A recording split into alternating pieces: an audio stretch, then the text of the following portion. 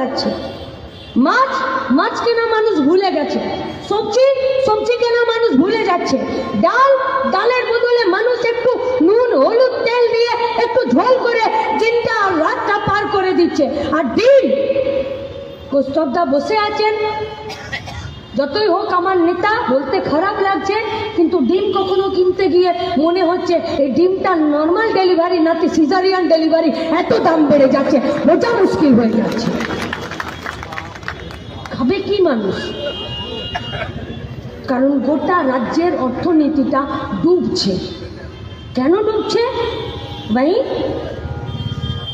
আমার ঘর, আমি যে বিধানসভার ভোটার, সেই विधानसभा যতগুলো कोलियारी ছিল, उसमें से 5 कोलियारी ऐसा जो दुनिया भर का टेंडर यहाँ पर इनवाइट करता और ऑस्ट्रेलिया से लोग यहाँ से कोयला खरीदने के लिए आता था, उस तरह का कोलियारी ये लोग बंद कर दिया है।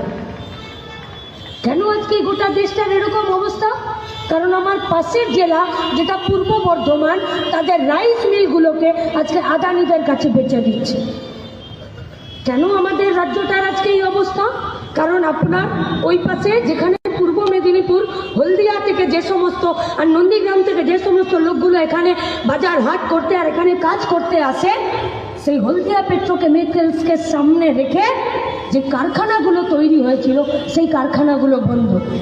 আর ওদিকে যে হুগলি থেকে হাওড়া থেকে চটকলগুলো জুট মিলগুলো থেকে যেগুলো সেখানে তৈরি হয়েছে, তাকে ঘিরে অন্তত পক্ষে 100টা কারখানা বন্ধ হয়েছে।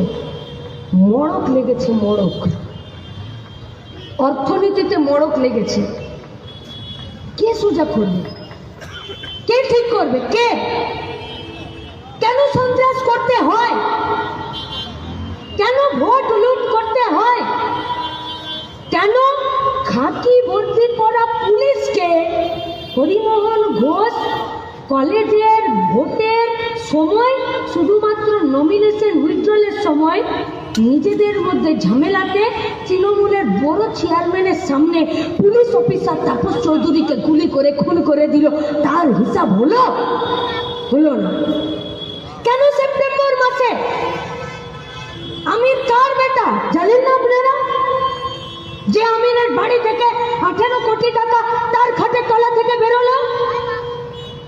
आप 12 घंटे काम करते हैं, ईद के टाइम, पूजा के टाइम, जब ऑर्डर जमा देने का, ऑर्डर पब्लिश करने का टाइम आता है, तब जब उस्ताद लोग रात भर जागकर নিজের চোখকে খারাপ করে নিয়ে, যারা মোটা ফ্রেমের চশমা পরে নিয়ে সারা রাত ভর কাজ করে, তাদেরকে খাবার ভুলে গিয়ে, বাড়ি ঘরদোর ভুলে গিয়ে, ঘুমানো ভুলে গিয়ে একটা কাপড়ের অর্ডার তাকে দেওয়ার জন্য রাত জেগে 24 ঘন্টা, 18 ঘন্টা, 12 ঘন্টা কাজ করতে হয়, তবে গিয়ে গোটা বাড়িটার পেট পালতে পারে।